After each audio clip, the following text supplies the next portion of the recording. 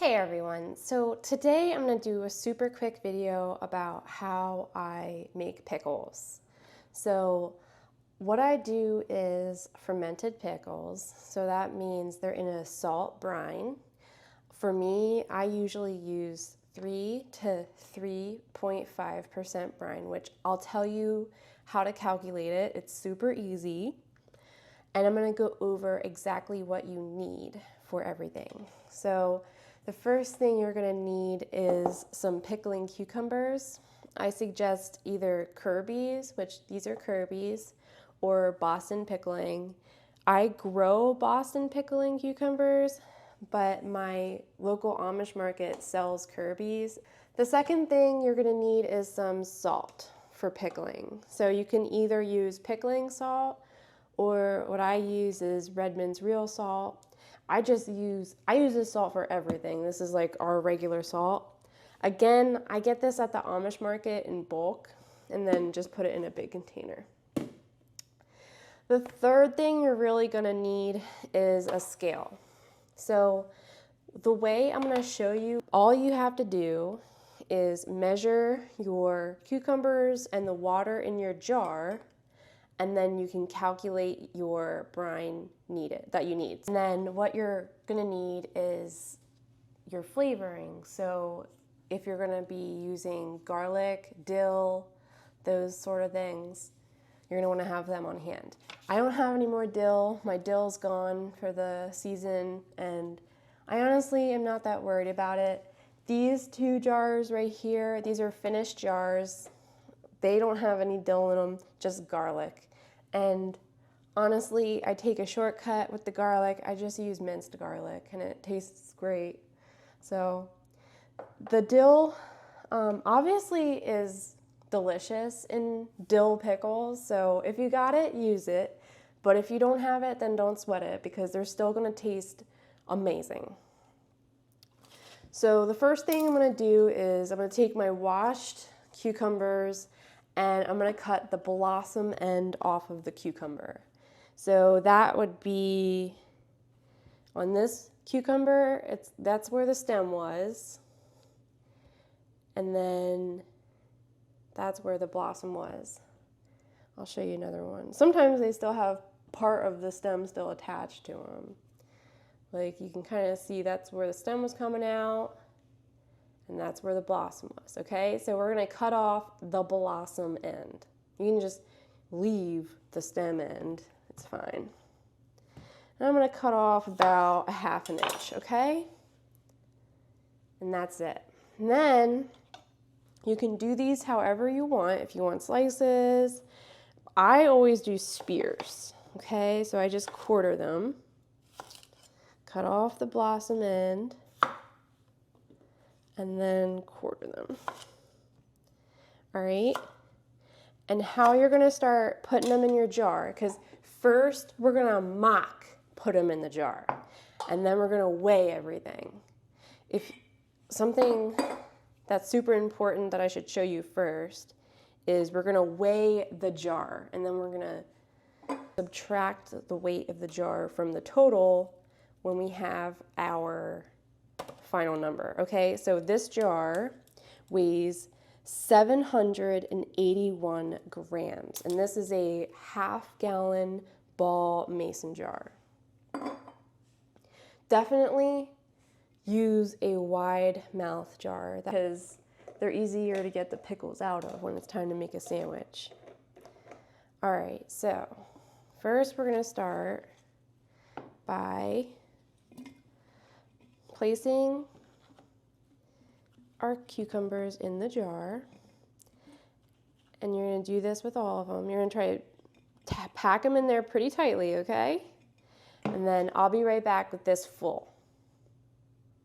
I just wanted to show you that I'm on the 2nd row here, and I am cutting them a little shorter to fit so that there will be room for the weight that's gonna go on top. So I just cut both ends off. And what I'll do is I'll either eat the ends or give them to the chickens. All right, so I fit all the cucumbers in here. It took a little bit of squishing, but that's okay. And then I added water to the very top of it And now what we're going to do is weigh it again. And then we're going to subtract it from the weight of the jar. And that's going to give us our total ingredients in grams, okay? So zero out your scale. And then put it on there. And it gives us 2,566 grams, okay? So then what we're going to do is we're going to measure how much water we're going to need. So I'm going to take this empty jar and pour the water back out. Okay? It's always around a quart. This time I must have squished them in there really good. All right, so now we're going to calculate our brine. It's super duper easy. All we're going to do is take the total number, which was 2,566, and then subtract the weight of the jar, which was 781, and that gives us 1,785 grams, okay? And then you can do anywhere from a 3% to a 3.5%. I think anything above a 3.5% brine gets a little salty, so I try to stick between 3.3 and 3.5. So let's do 3.3, okay? So times 0.033, and that gives us 58. So that's going to be 58 grams of salt. And that's it.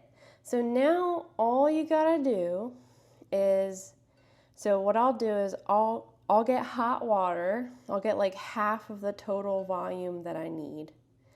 And then I'll melt the salt, the 58 grams of salt in the water. And then I'll add ice to it to cool it down a little bit to the exact volume that I need. So that's exactly, I don't know if you can see it, but it's exactly 3 cups. So 1.5 cups hot water, salt in, stir it good, and then ice or cold water, whatever you have, to the 3 point.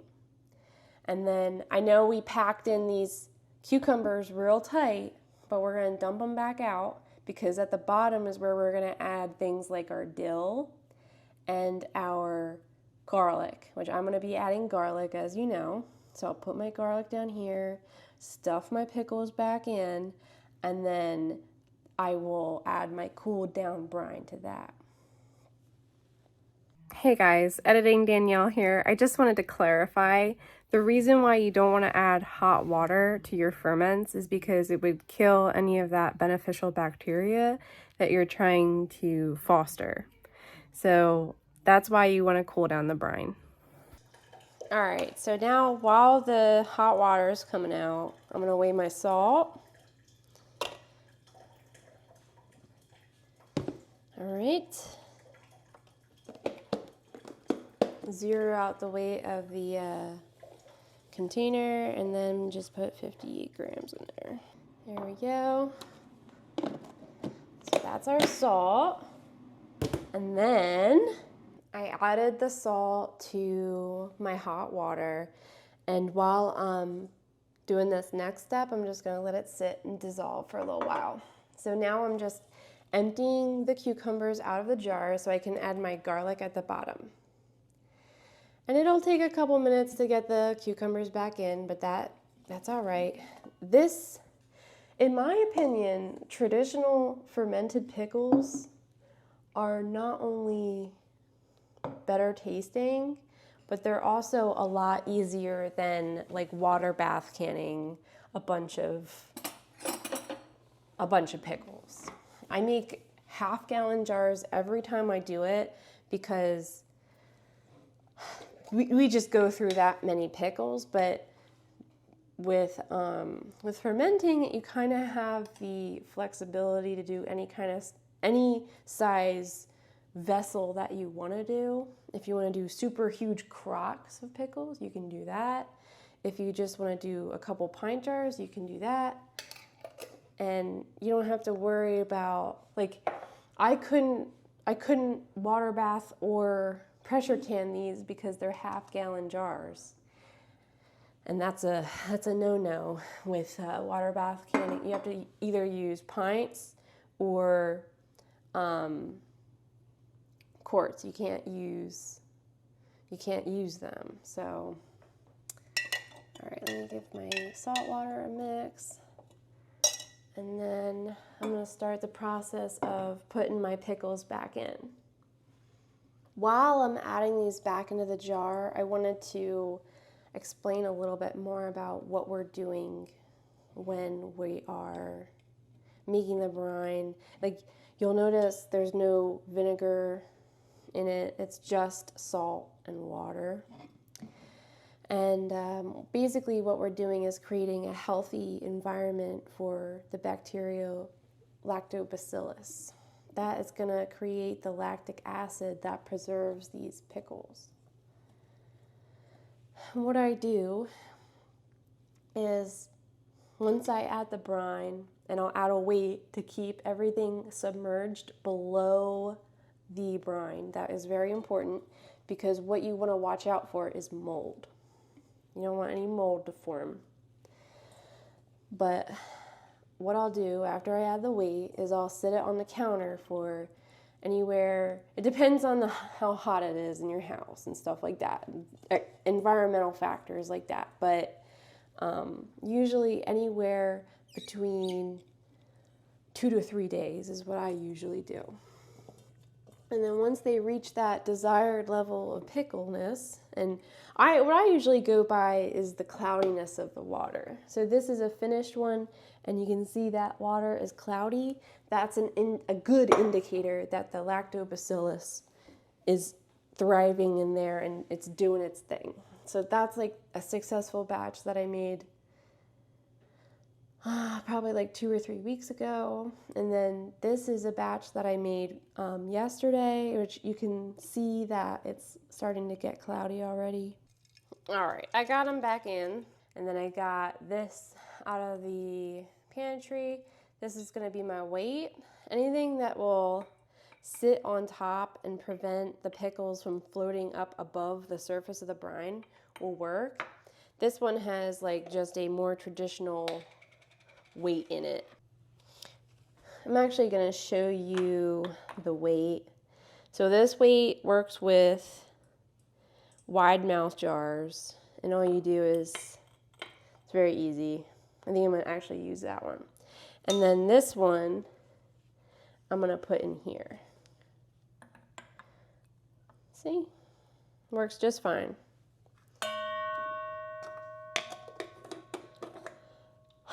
All right, so now I'm going to inoculate this with my oldest batch since I have some extra juice, and this is an optional step.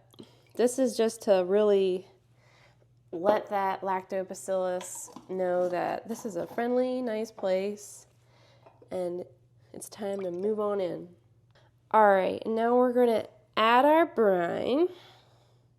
Now that's cooled down a little bit. I'm going to get those, yep.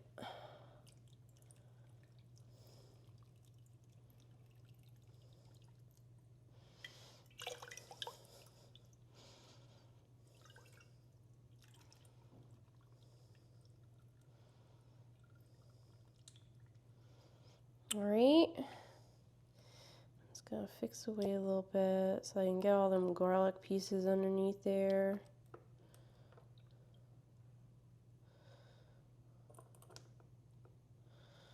Get under there, garlic. All right, that's good. Used all of our salt water. Now I'm gonna put a lid on it. This one's been sitting for a couple days, and if I shake it, you can see that lots of bubbles are coming up and fermentation is happening in full force. And that's gonna be your goal for your new batch. As with anything fermented, you really wanna use your senses to determine if it's going to be safe. If you see any mold on top of your ferment, it's no good. You got to compost it or throw it away. It's not safe to eat.